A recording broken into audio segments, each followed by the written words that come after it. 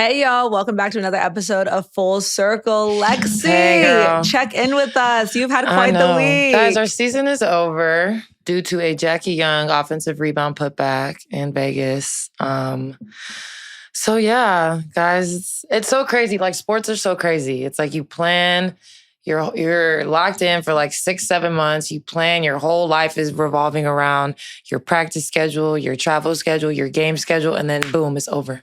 Just like that, it just ends. And then everyone's just like, what now?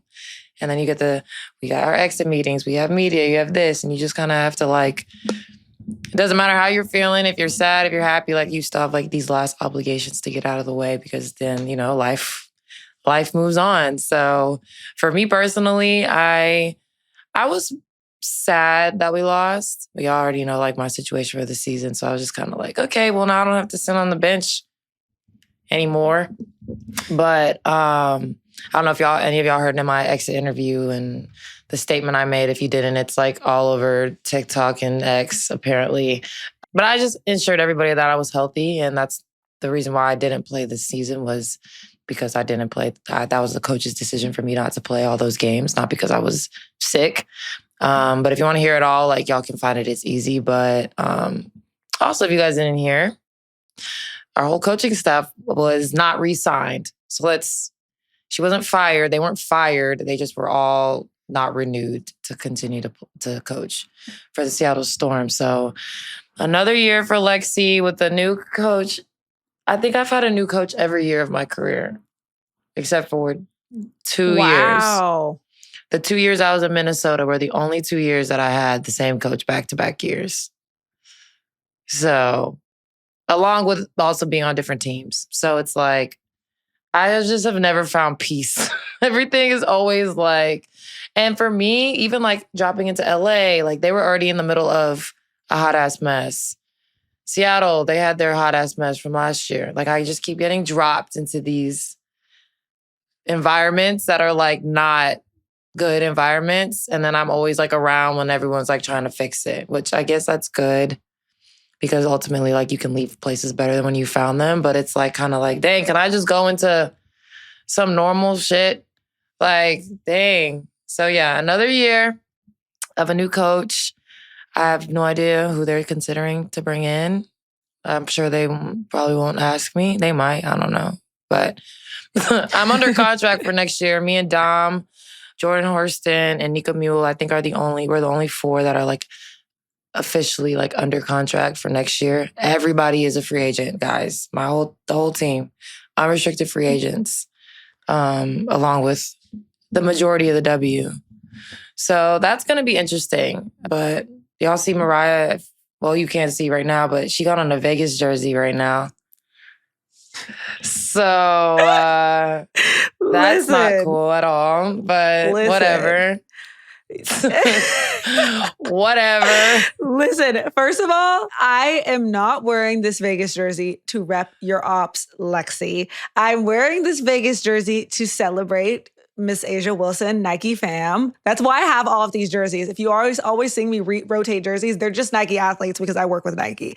But I'm wearing the jersey because I was just making a video about all of her insane accolades and her winning MVP again, which is the next thing I want to get into. Let's get into it. Because we were right. Wait, we were right about every our prediction we were right on. I mean, I don't think this year was like necessarily difficult to predict things, but we went 4 for 4. No, I didn't predict co-defensive player of the year. I didn't predict that. We didn't predict that. But we did say Alana Smith had a chance. And then I did say Asia Wilson should be the defensive player of the year. But they had to give the Lynx something. That was like a here damn. Like, I hate that for them. Like, you're the best team in the league. I will say with a team that talented and balanced, the only accolade I could really see them getting outside of an MVP, which I don't feel like it was deserved this year because of Fee getting hurt and them still going on without her as well as they did. You can only really win Coach of the Year for that because everything else is really like, or maybe 6th player of the year. But like, I think like it's a compliment to how like the award you guys need to be chasing is the championship, not these individual awards. I mean, I think the only way that they're not going to be like feeling a way about not getting any accolades is if they win. And then they'll be like, okay, well, this is better than any individual accolade, is a championship, which the way they've been playing, that seems very likely. But we'll get into the first round of playoffs in a second. But we do want to give a shout out to A'ja Wilson for winning her 4th MVP, only player in WNBA history to do so. Her resume is insane. I don't have it all written down, but I'm sure you do. I want to get into that. I'm sure Mariah does. I got you. Yeah. I got you. Yeah, let's hear it. Which is exactly why I wanted to celebrate Miss Girl today, because she has officially been named the 2025 WNBA MVP after a turnaround pretty much mid-season. This is a record 4th time winning the award. This breaks a 4-way tie with WNBA legends like Cheryl Swoop, Lisa Leslie, and Lauren Jackson, who each have 3. At 29 years old, A'ja Wilson has 4 MVPs, 3 Defensive Player of the Year awards, and 2 back-to-back championships. Congratulations, A'ja. Not to mention the 2 gold medals or the finals MVP, none of that. But congratulations, A'ja, because... I mean, I saw some post and someone was like, A'ja has won MVP half of her career so far. Like, if you think about it like that. Like, wow. Like, it's just so crazy, like the spectrum of talent and experiences you experience as a pro. Like, you have someone like A'ja, who's the best player in the world. And then you have someone like me who's like begging to get on the court to score their 1,000 points. So like that is just so funny. Like, you just have such a broad spectrum of experiences at this level, because it's still the highest level, but you still like there's still levels to the level. Like, so I mean, shout out to A'ja. We got to watch her whoop our ass the last round. She had 38. What did she have last game? 38 points. I think that was like half of their points. Like, she quite literally, everything we talked about her, what she does as a player, as a leader, quite literally put the team on her back game 3 and said, we not losing this game. Us, why we never sent a double team, nothing to her, I don't know. I have no idea why we didn't do any of those things. I think we were like, well, let's just let A'ja score 30 layups and win. And I mean, that's not a horrible game plan, because we did only lose by 1 basket. But I wish we made a better adjustments in game 3, but we still were 1 basket away from playing in the semifinals. Let's actually get into some first round playoff talk. The first round of playoffs is completed. God. So we will start with our series against the Aces. We lost 2-1. Game 1, like I said before, they punched us. Game 2, we made some adjustments. Skylar and Nneka had great games. Sky had 26 and 7 assists. Nneka had 24 points, 10 rebounds. Erica Wheeler saved our ass. I think I need to like check her like clutch bucket number or something for the season and in postseason, because Erica quite literally saved us in like almost the last like 5 or 6 games of the year, just with her playmaking and her scoring ability. Unfortunately, we lost game 3 in Vegas to the Aces on a buzzer beater, basically. And it was heartbreaking. Actually, I felt more, there was a moment in that game, like, I swore we were going to win. Like, there was a time in that game where I was like, there's no way we're going to lose this game. And I very rarely felt that about our team, considering our meltdowns that we had throughout the season in the fourth quarters. But, like, I don't even know if I was sad that we lost. I was, like, shocked that we lost. Like, the way we were executing and getting stops down the stretch was just something that we hadn't done consistently as a team. So the fact that finally we were doing it in the playoffs when it mattered was like really exciting. And then for it to just freaking Jackie. But of course, it's a rebound. It's our biggest struggle all season long is rebounding. So of course, that's how we lose the game. I genuinely, after game 2, thought it could go either way. Like, genuinely thought it could go either way. Because game 2 to me felt very like, okay, if they win this 18th game and they break the record streak, and that would be insane. But y'all being able to stop that momentum was very like, oh, shoot. Like, this could go either way. It's unfortunate. The arena was crazy. The environment was crazy in both places, in Vegas and here. Like, playoff basketball is so much fun, and I haven't been able to experience it for so many years. So to be able to experience at least one series. I didn't even think about to that. experience one series, and then I got to even play and score in the first game, even though it was a blowout. Like, you still get to experience playoff basketball. So, I mean, I will say I don't know if us winning the series would have had a different outcome for, the changes that we're seeing the Storm make as an organization right now. Well, that's not something that you can be like, what if? Because it happened, and you don't want to like throw salt in a wound and be like, we were one basket away from like not having a new coaching staff. Like, I don't know if that's the reality, if like that would just prolong the season and we would have the same conversation no matter what the outcome was. But yeah, I am now going into another season with a bunch of question marks. And it's like, it's not frustrating because I'm still blessed and grateful to have a job and play in the WNBA and stuff. It still can be frustrating. There's like not been one season where I've been like told, we're going to do this. You need to do this. And when you get back, like, this is going to happen if you do everything that we tell you. Every year I'm like walking in like, okay, new teammates, new coach, new expansion teams. Like, everything is so new. And I'm not the only player that has this experience, obviously. I just feel like I'm one of the more vocal ones about it. But it's been very frustrating because then, like I said, the spectrum of experiences, you're seeing a player like Asia who's been in one team her whole career. And, you're seeing her build her legacy every season. We'll pivot this conversation to the Fever Dream series. You're seeing Kelsey Mitchell, who's been in Indiana her whole career, and she's finally getting all of the things, like MVP finalist, all of this stuff that we have been preaching about Kelsey Mitchell for years. She just hasn't been able to get her team over the hump or get the respect that I feel like she has always deserved. So we'll pivot to the Fever Dream series. Because what I tell you, Mariah, what did I tell you about the Fever? That they had a chance. I'm absolutely pissed off. Like, I didn't think I was going to be that mad. Like, no, I was genuinely upset. I didn't think I was going to be as mad as I was. Like, I was like, either way, I was just so happy to be at the game. I went to the game, you guys. So, she made it. But I do want to say, I don't know if this makes things worse for like me and my attendance of the season, because my first game I went to this season was the first game of the season when we lost to the Fever, and I was pissed. And the last game of the season I went to, we lost to the Fever, and I'm so it's your fault. No. Let me say that. No. And I'm very superstitious, but no.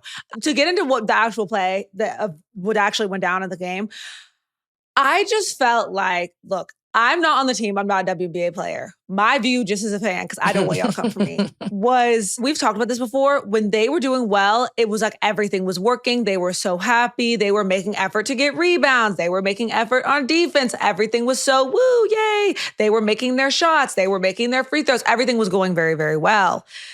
When things weren't going well, like when one thing went okay for the Fever, which was crazy because we were winning the entire game. When one thing would go well for the Fever, I felt like the body language was off, the communication was off, the effort was off, like the rebounding really was upsetting. It was just like, what are we doing? It was classic Atlanta sports. You get down to the very end, they get up.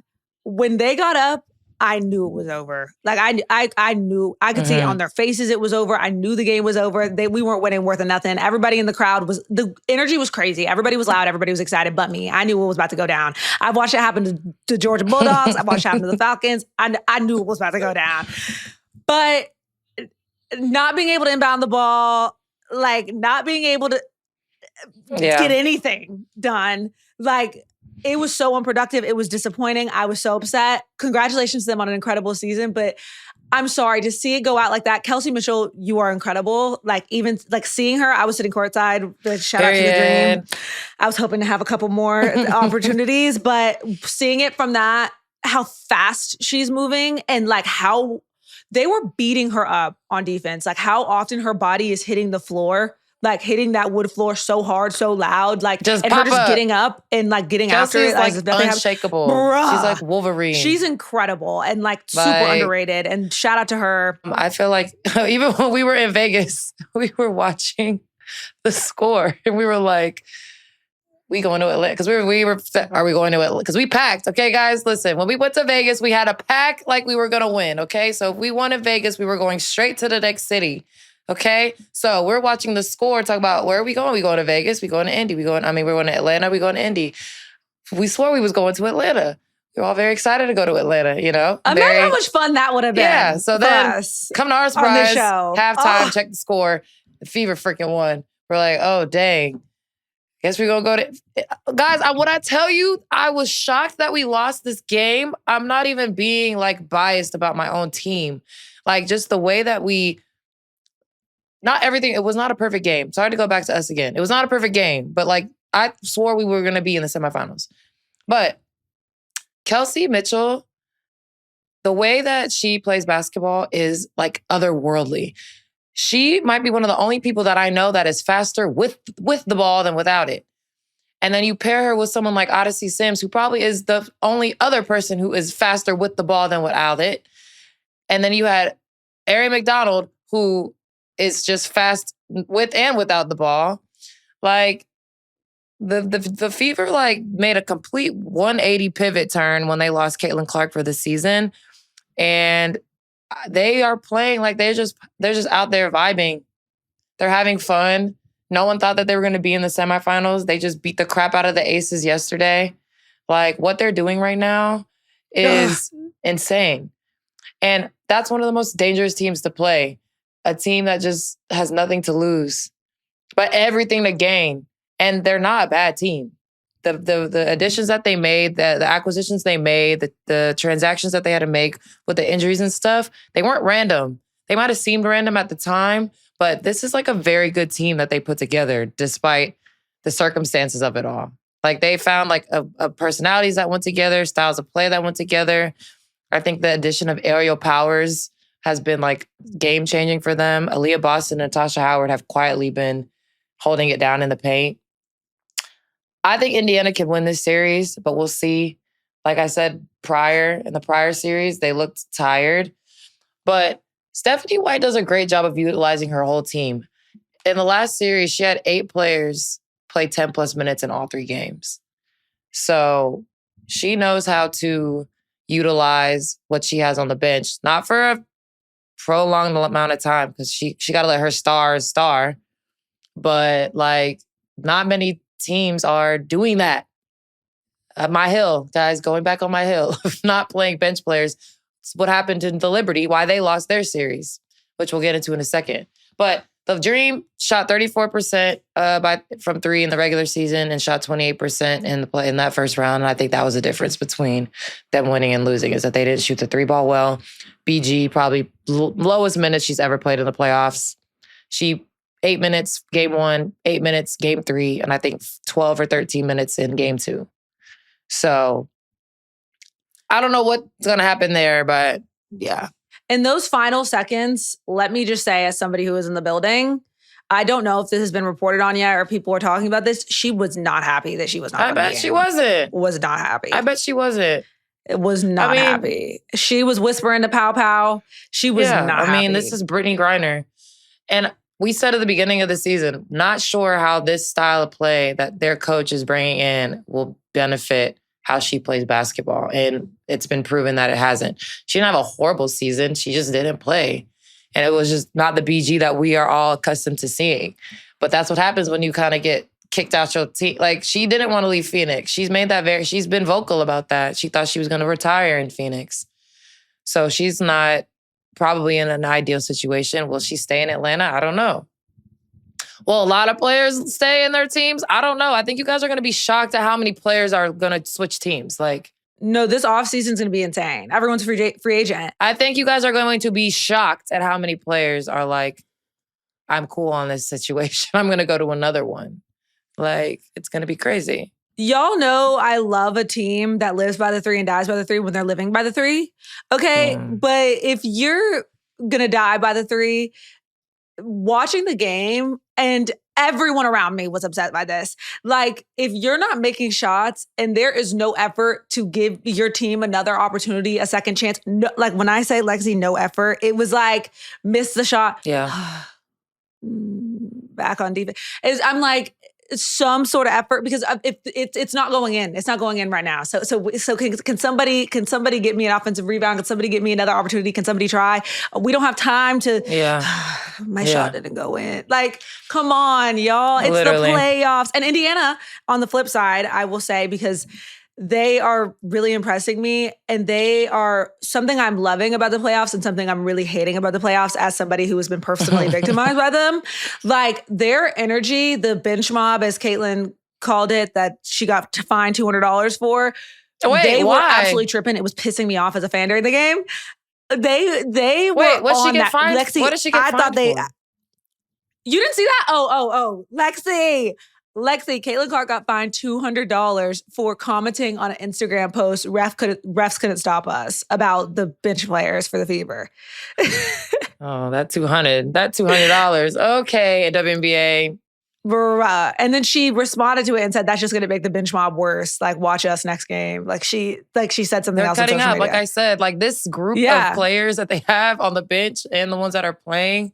Like, this is a very dangerous mix of fun and unseriousness, but like, they're good. They're a good team. They were good. They made playing in an away arena so like beneficial to themselves by pissing off the crowd so badly, by standing literally on our logo like throughout the game and walking out onto the court, and like Sophie Cunningham is jumping on her one leg and Caitlin is like absolutely they were insane, and I hated it every second of it, but I love it as a sports fan. Like, this is exactly what they should be doing. And it's so funny because like Kelsey, Natasha, and Aaliyah, like, they are so quiet.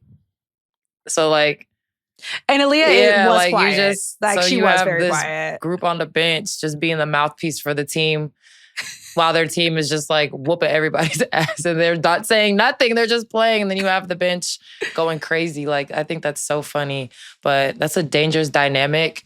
If they beat the Aces, it's going to be scary hours. For sure, scary hours. I think that both series are going to go to 5. I think so. I don't like to make predictions because I don't want people to be like, she hates this team or she doesn't think this team is good. I want, me, I want to max out all the games. Give us all the basketball. Give it all to us. That's what happened in round 1. And I hope it happens in the semifinals. But the next team that we're going to talk about is the Liberty Bibberties, who were disappointingly booted from the first round of the playoffs by the Phoenix Mercury. Shout out to Stewie. Don't know what's wrong with her knee, but she literally left everything out on that court in game 3. But they just didn't seem like they were ever in a rhythm offensively or defensively. They averaged 70 points per game in that series after averaging 84 points per game in the regular season. They had the same defensive rating as the Liberty. Liberty and Phoenix had the same defensive rating basically in the regular season, but Phoenix has AT, Ka, and Natasha Mack, who are probably, I would consider like top 15 defenders in the league, all on one team. Great.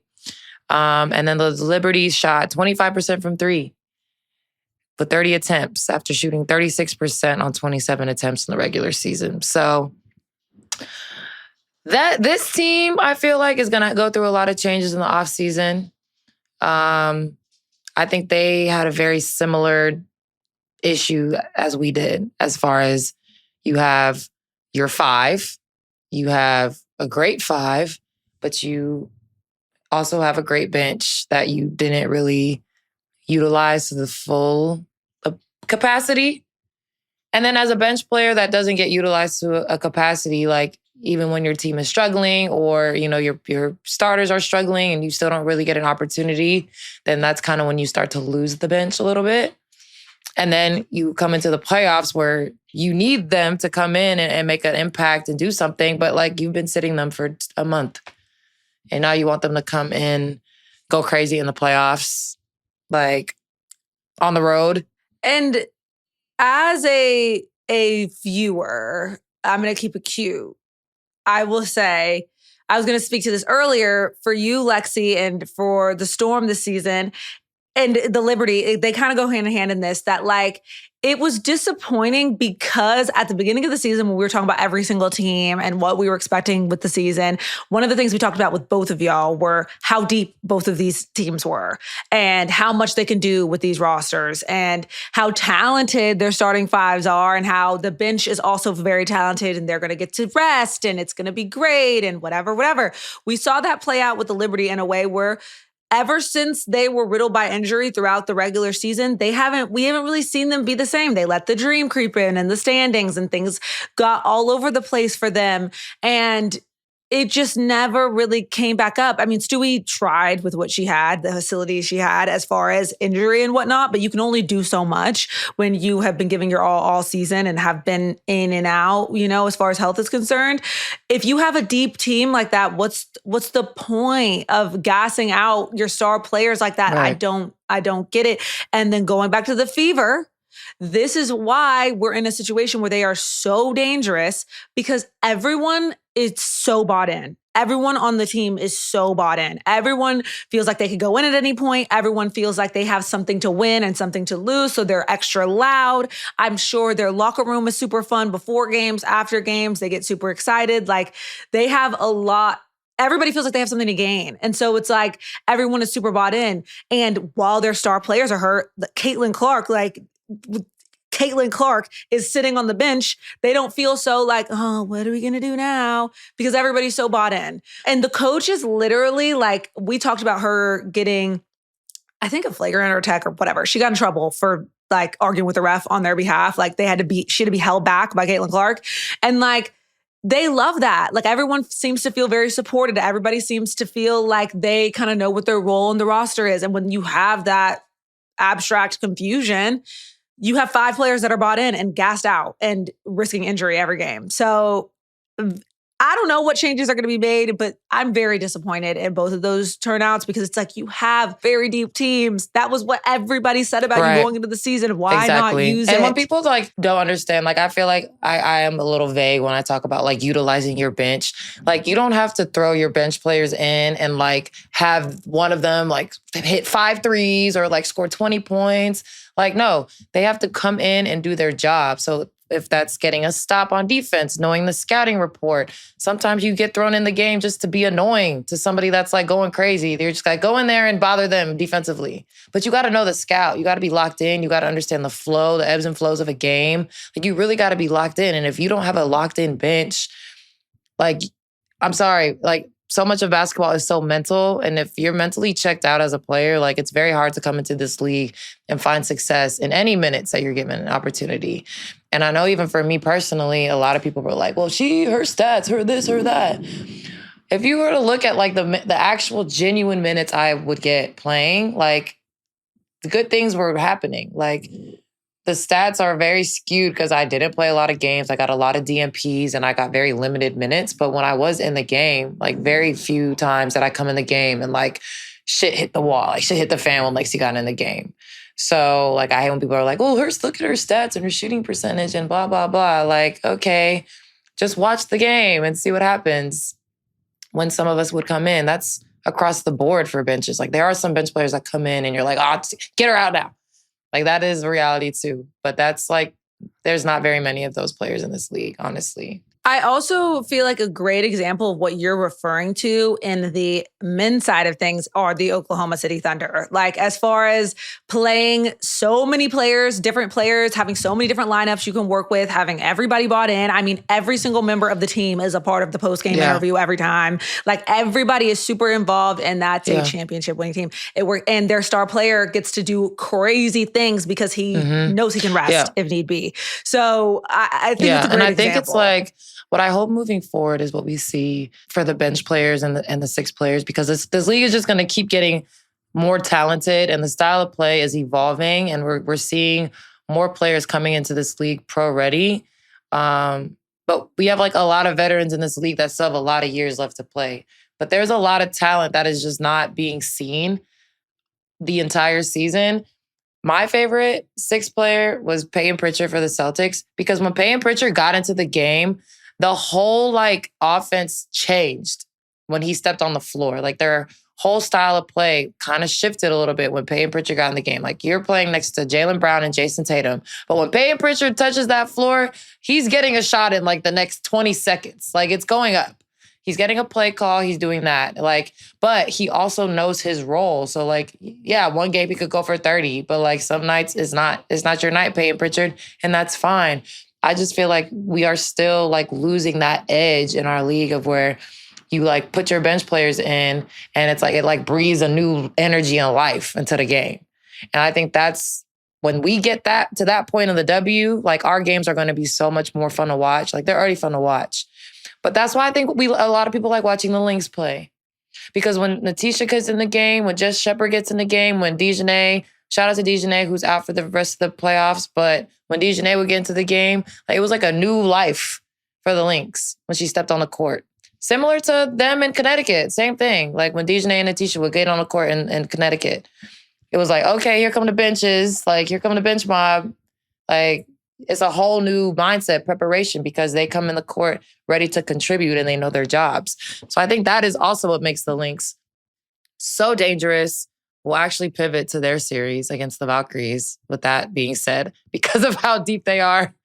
Poor Valkyries. They almost stole game 2, but I just feel like Minnesota is just too much. They're just too good. Like, I'm sorry. Minnesota's they're just a better team, but like the Valkyries should be so happy and proud of the season that they had. I hate that they had to go to San Jose and play their first home playoff game. Wasn't even in their home gym. Still had 18,000 people pull up though. 18,000 people. Like, oh my gosh. Amazing. So shout out to the Valkyries. I don't really have much to say about this series. Like, I think we knew that Minnesota was going to win. Only series that went to 2 games.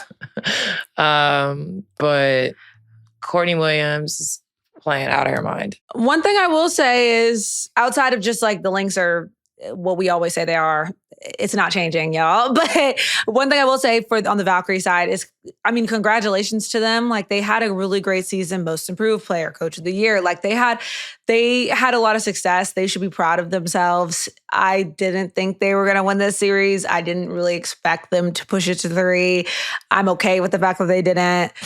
It's fine. You know, like they've got to, like, next year, good luck. I'm trying to see what the Lynx have to say for the rest of the playoffs. That's what I am very excited about. I mean, and we didn't really talk too much about Phoenix in their last series with the Liberty, but like they locked back in defensively, I feel like. I think AT, Satu, and Ka are their big 3. I think that they've finished the season playing pretty well. Even though their record, they didn't like winning and losing games, like they didn't really finish very strong, but like those 3 in particular had a pretty strong ending to the season. They did lose yesterday to Minnesota though. Was I surprised by that? No, I was not. But AT was pissed at the end of the game. I don't know if you guys were watching it, but like I think their game 2 is going to be crazy. 5 games, a 5-game series is like insane. Like, even when we were thinking about having to go to Indiana or Atlanta, we were like, dang, we got to be in the city for like a week to play these 2 games. I will say, I really love this about the WNBA, like the best 2 out of 3 and then the best 3 out of 5. I do not want them to up it. Like, you know how I already feel about the schedules. Mariah, finals is best of 7. She changed it. Kat, yes. What? Our finals are best of 7 this year for the first time ever, guys. Oh, wait, Yeah. I didn't know that. Yes. Wait, I'm actually sick that I literally just said out of my mouth, I don't want that to happen. And it already happened. I'm actually sick. Best of 7. Why? Like, why? Honestly, I don't know. I mean, I get it. I don't even like it. I don't like it in the men's either. Like, I like the cutesy little series where every game is so like I don't want there to be this feeling of we could just drop a game. Yeah. Like, we could just drop it. Like, oh, we lost, like next time. Like, no, I want like life or death. Best of 7. That's a lot of games. So you guys have to win. You have to win 4 games. And what about your bodies? Like, what about your bodies? You get to the end of the playoffs where things have already been so high stakes and we're already complaining about bench minutes. We've been complaining about this all season. But a little nervous about what the finals could potentially look like because of what I was just talking about. Like, nobody utilizing their bench. for these stretches, for these tough stretches that you have. That's why low key in my mind, if it's Indy Mini, I wouldn't be surprised. They're like the only two teams that have consistently just utilized their bench. I think Vegas does a good job of utilizing their bench too. Please, no. But yeah, I would love to see. I did Indy out. Love them. Was born in Indy. Shout out Indy. But no, I'm sorry. That made me sick. And usually I'm the kind of fan that's like, if you beat me, you need to win the whole thing. But not in this case. I'm cool. I kind of feel like that. I mean, I would love to see Aces mini finals. I think a lot of people would love to see that. The two people who That's what everybody wants to see, MVPs head to head, Defense Player of the Years head to head. You know, you have, well, did you see the video? I forgot who posted. Did you see the video, all like the mini beefs that the players have in their respective series right now? I'm like, oh, spicy. But I love that. It was like everybody stuff. getting in each other's face, and like some was from like prior seasons and blah, blah, blah, blah. So I think both of these. Well, that's why I was so disappointed with, not to bring it back to us, we both keep doing this, but like that's why I was so disappointed with our performance against the Fever, because when I was there at the beginning of the season, like we had beef with them. Like it wasn't cute, it wasn't fun, it wasn't chummy. Like I remember Ryan being like her and Caitlyn got into it, and then I remember Caitlyn told Ryan, I'm not scared that. of you. Yeah, and so I'm thinking like, get back. Yes. Eliminate them. Yes. So much just happened this year, guys. This season, it did go by fast, but it felt like it was like 10 years long. I was like, oh my gosh, wrap this up for me. Looking back at the beginning, it feels like it was so long ago. It does feel so long ago. And can you believe what episode was in the email? This is our 35th episode. That's so crazy. I know you said you don't like making predictions, but what are you predicting / rooting for? Now that your personal is out of it. Not because we were rooting for you, but now there is no more you. So outside of that, what are you expecting / rooting for? I already said I'm rooting for all of the games to be maxed out. So I want 2 Game 5s. I want a Game 7. I want all of that. Honestly, okay, we're going to get into the prediction. I think the Lynx are going to win. I think they should have won last year. So I would really think that they deserve it. The way that they're playing is really good. I think it sucks that they didn't get any of the individual awards. They didn't get anything. So I'm like, they should probably just win the finals and they'll feel a lot better about their season. If there is a team that won't have a lot of personnel changes from this year to next year, it probably will be them. So I'm going to say the Lynx are going to win. So we can talk a little bit about like off-season stuff. Alyssa Thomas also just got announced. Are they doing their little rollout right now? Because I have some, I got some inside scoop about some players that are going, but it's not my business to tell. So I'm not going to say it, but it seems like almost everybody that played last year will be returning for the most part. There's a few surprise additions, like I said, not my business to tell, that I think people will be really excited about. So between Unrivaled, who added 2 more clubs, and AU, which is 40, that will be, because how many do they have in Unrivaled? Like almost 80-ish. And then they have like a pool of injury reserve also in Unrivaled. I don't know how many that is. So we'll say like roughly 80, 90 players will be in the States playing in the offseason, which I think is amazing.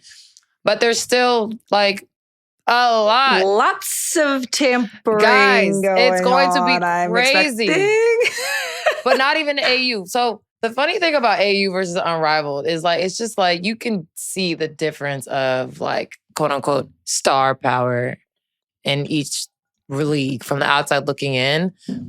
But like, we still have like super solid, talented players in AU. And I think a lot of people are so caught up in the newness 100%. And the like Unrivaled, they're doing their big one. I'm not gonna lie. From day one, they've been doing their big one. And AU, we kind of like have been like trucking along, trying to build brick by brick. And Unrivaled just came in and was like, boom, we're here. And it's kind of like made AU step up their game as well, which I am grateful for. It's nice to have a little healthy competition, you know? Ultimately, we all want to grow the women's game and have more opportunities for everybody in the States. So ultimate goal is iron is sharpening iron at this point. I think that the amount of tampering that is going to go on is going to be crazy. Also, because there's so much turnover year to year, especially the last few seasons leading up to this new CBA, guys, just imagine you're at work, right? You have a philosophy, you have a thing to do, right? This is your job. Everybody goes away for 5 months, does the same job but somewhere else. And they're the best at their job over there. This person's the best at their job here.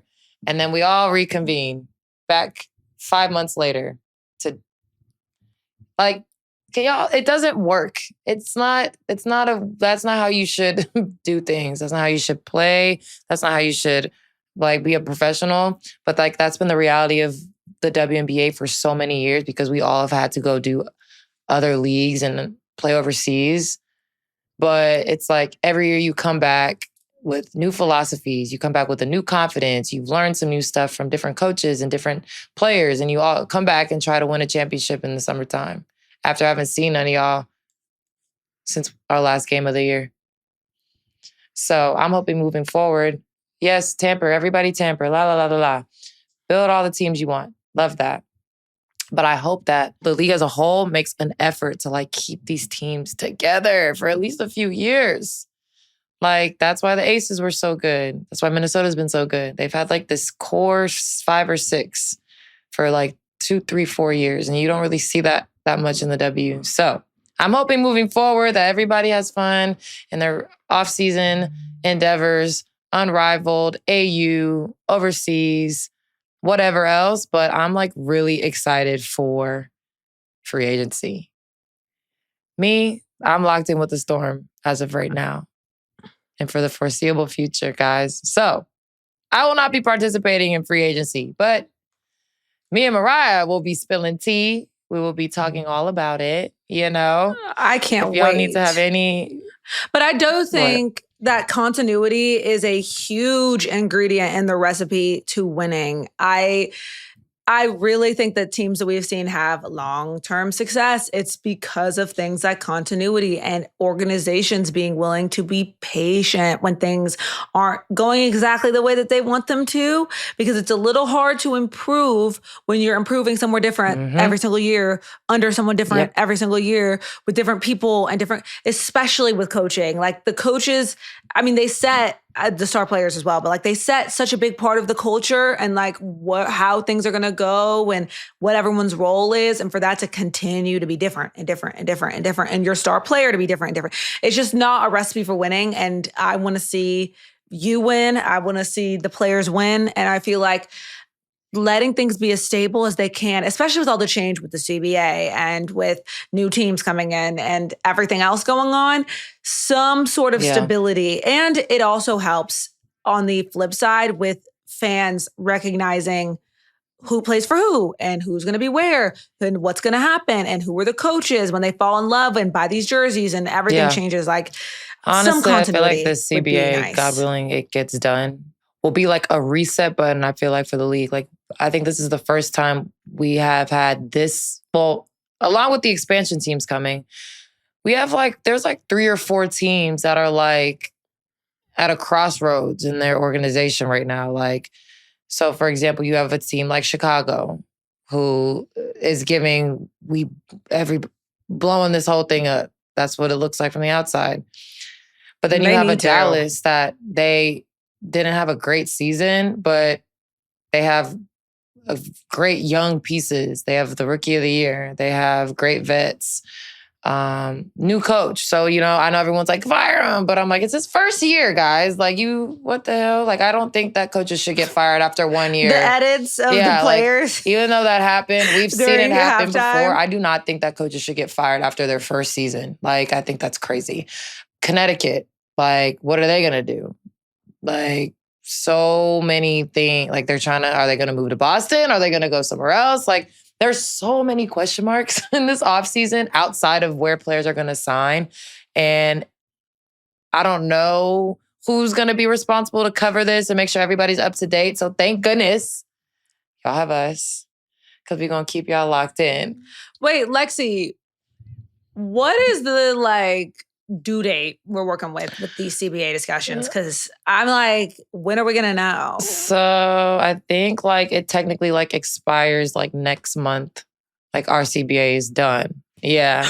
So when the last CBA, like the date passed, but because we're in off season during, like we're not playing obviously. We can like technically take as long as we need to until the next season starts. One of the things that has been coming up as of late is them not wanting anybody to do other leagues in the off season. So that could be, an area of trouble for us because, okay, you guys are gonna give us more money or whatever, but the season is still only 5 or 6 months.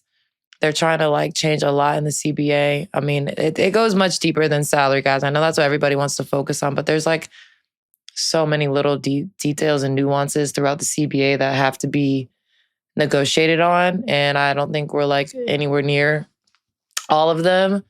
So it's going to be interesting to see like if because they seem to not be budging on the revenue split thing. And now this new development of not wanting players to do off-season leagues and risk injury and all this other stuff. So it's going to be interesting, guys. This off-season is going to be crazy. I know we still have a few more weeks left of playoffs to get into and discuss, and we will be here to keep y'all updated in the loop of playoffs. But like, keep tapping in with us. I appreciate y'all helping me get through my 8th season in the league. Love y'all. I was going to say, before we go, I want to congratulate you on another 8th season of the league. I know, and I wish I had an audience like a applause track, but we're just going to pretend. But congratulations. I know everything wasn't exactly what you wanted, and I do not mean to be repping your ops as I give you your speech. Let's just pretend that this is Lexie's jersey, Lexie's AU jersey. But congratulations still, like, on a healthy season, like even though people like to speculate and, oh, she's sick or this or that's not the case. You moved to a new place. You got involved in a new system. You were the best teammate you could possibly be. Like you did what you could and the Fitz ate, and it was like a lot of fun to cover Mariah. It with you. So congratulations to Lexie. Love y'all. I hope you had fun listening to us yap yet again, but you know where to find us. So thank you guys for tuning in to another episode of Full Circle. We will see y'all next week. Bye.